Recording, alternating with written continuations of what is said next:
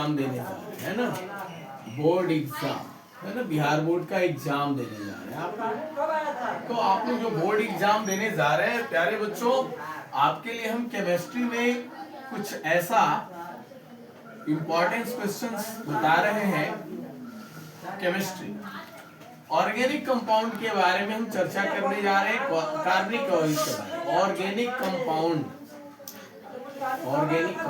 कार्बनिक यौगिक के बारे में हम चर्चा करने जा रहे हैं। कार्बनिक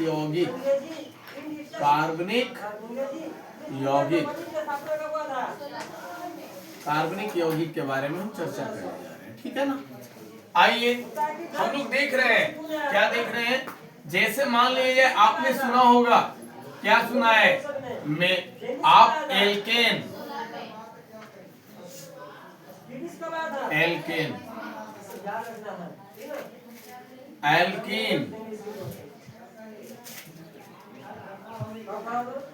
अल्काइन और एक समूह है जिसका नाम है एल्कीन। आप क्लास 10th में मूल रूप से इनकी चर्चाएं करनी है, ठीक है ना। आप देखिए, ये जो अल्काइन है ये एक सैचुरेटेड हाइड्रोकार्बन है। क्या है? सैचुरेटेड हाइड्रोकार्बन का एक ग्रुप है। हाइड्रोकार्बन प्यारे बच्चों, जैसा कि आप जानते हैं ये दो वर्ड है, हाइड्रो प्लस कार्बन, है ना।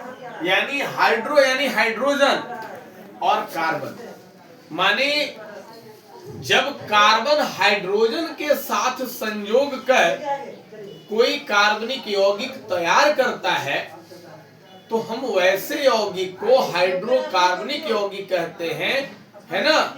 क्या कहते हैं? हाइड्रोकार्बनिक यौगिक कहते हैं, हाइड्रोकार्बनिक कंपाउंड कहते हैं, ठीक है ना। तो प्यारे बच्चों, ये जो ग्रुप्स हमने दिया है, अल्केन, अल्कीन, अल्काइन, अल्कीन, ये सारे जो ग्रुप्स है ये हाइड्रोकार्बनिक कंपाउंड के ग्रुप्स हैं। किनके ग्रुप्स है? हाइड्रोकार्बनिक कंपाउंड्स के ग्रुप्स हैं। जैसा कि देखिए, एल्केन के लिए इसका जो फॉर्मूला होता है ना, वो होता है CnH2n+2। क्या होता है? CnH2n+2। ये जो फॉर्मूला है ना, यानी इनके कंपाउंड बनने का फॉर्मूला है भाई, CnH2n+2। आप एल्कीन की बात अगर कर ले तो इसका होता है CnH2n। अगर एल्काइन की बात कर ले इसका होता है CnH2n-2, है ना। और अगर अल्कील की बात कर ले तो इसका होता है CnH2n+1। CnH2n+1, या यूं कहे तो इसको अल्केन -1 भी ये हो जाता है। क्या हो जाता है? इसी में है 1। तो CnH2n+2, CnH2n, CnH2n-2 और CnH2n+2, ठीक है कि नहीं? ठीक है कि नहीं? समझ में आ रहा है ना? कोई दिक्कत किसी को आ रही है? अब देखिए, एक पहाड़ा है सर, एक पहाड़ा है, देहाती भाषा में कहें पहाड़ा नहीं, जैसे पहाड़ा पढ़ते हैं ना, 1 1 जा 1, है ना, 1 2 जा 2, तो उसी तरीके से कार्बन के लिए सर पहाड़ा है।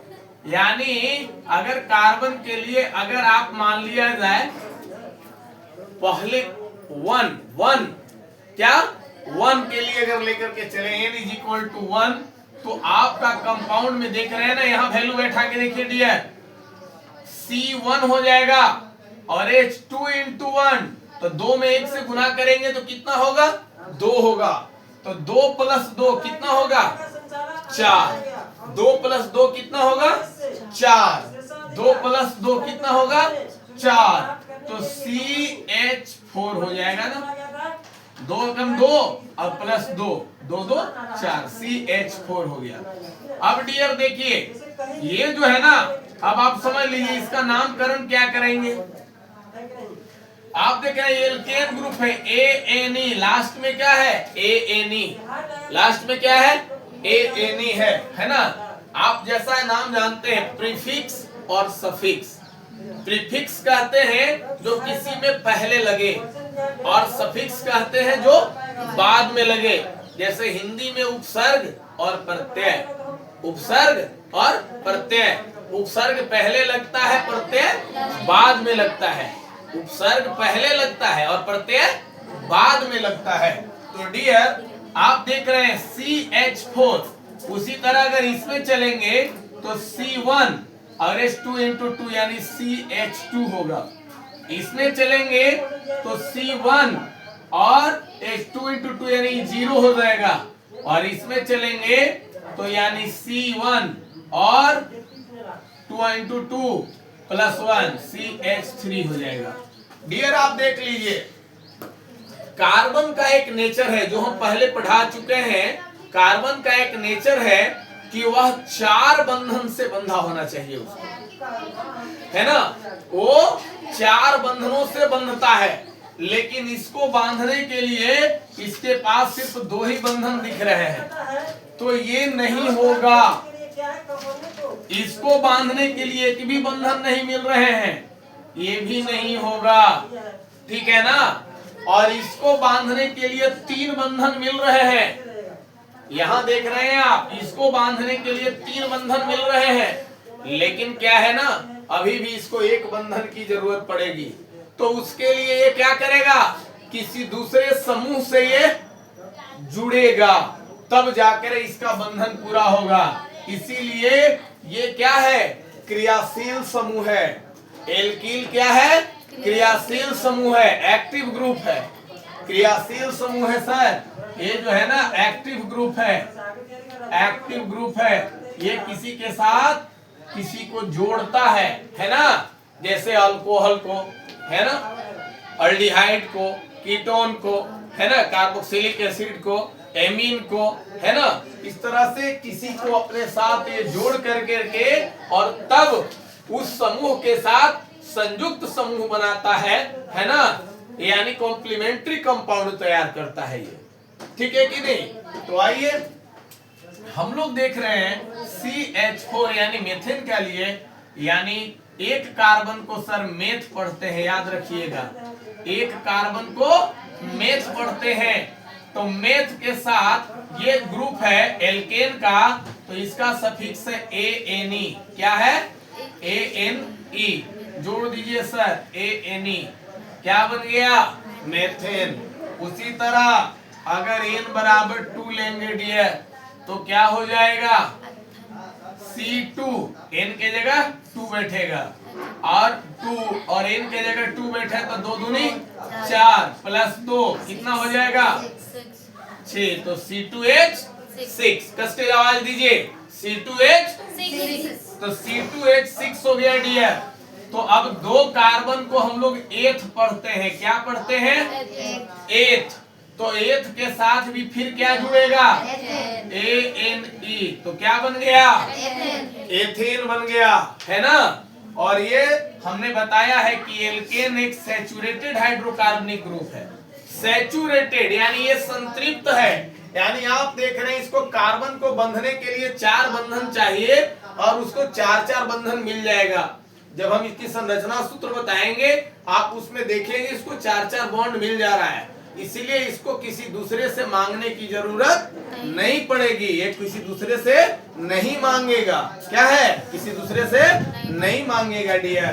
तो इस तरीके से आप यहां देखिए C2 और 2 दूनी 4, C2H4, C2H4, तो ये सर डबल बॉन्ड बनाता है, क्या बनाएगा, डबल बॉन्ड। तो देखिए सर इसमें सिंगल बॉन्ड बनता है, इसमें क्या बनता है, हाँ इसमें ये एकल बंधन बनाता है सर, और ये क्या करता है, ये डबल बॉन्ड बनाता है, क्या करता है, हाँ ये डबल बॉन्ड, कार्बन कार्बन के बीच में डबल बॉन्ड होता है, और इसमें कार्बन कार्बन के बीच में ट्रिपल बॉन्ड होता है डियर, कितना, ट्रिपल बॉन्ड होता है, 3 बंधन होता है, और इसमें सिंगल बॉन्ड ही रहता है, ये किसी दूसरे समूह से अभिक्रिया करता है, जो दूसरा अभिक्रियाशील समूह है ना, जो एक्टिव ग्रुप, उसके साथ ये जुड़ करके और कॉम्प्लीमेंट्री कंपाउंड ग्रुप तैयार करता है ना।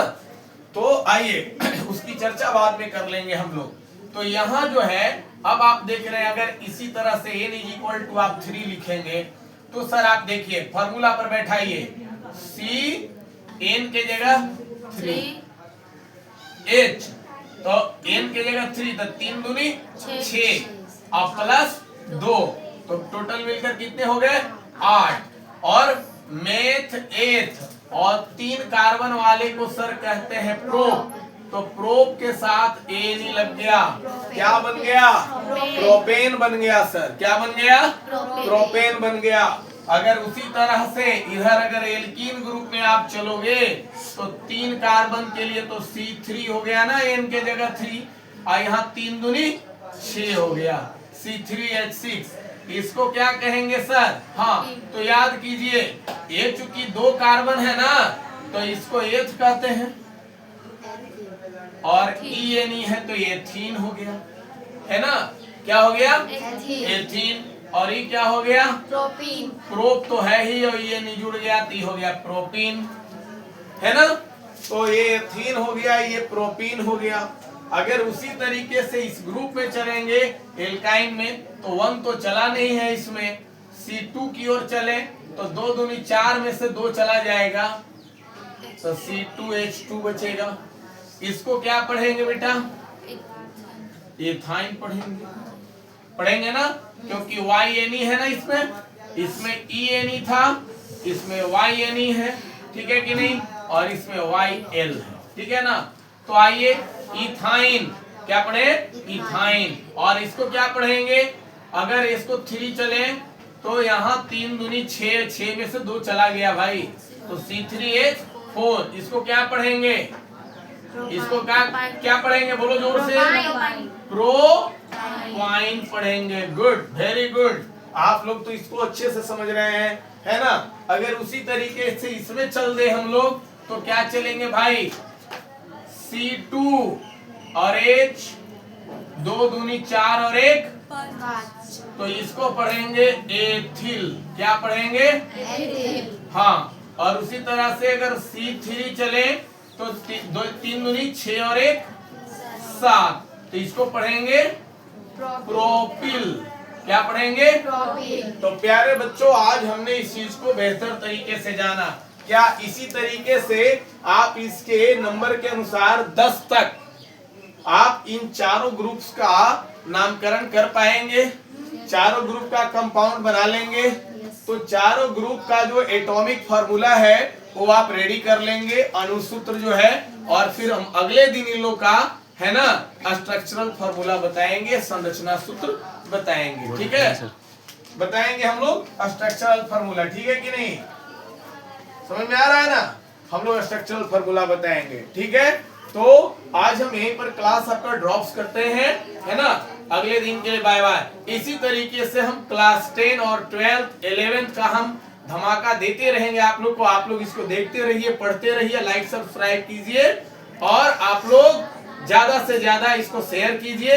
25 फरवरी से मैं 11th न्यू बैच लेकर आ रहा हूं ऑनलाइन भी ऑफलाइन भी इंतजार कीजिए आप लोग तब तक के लिए बाय बाय।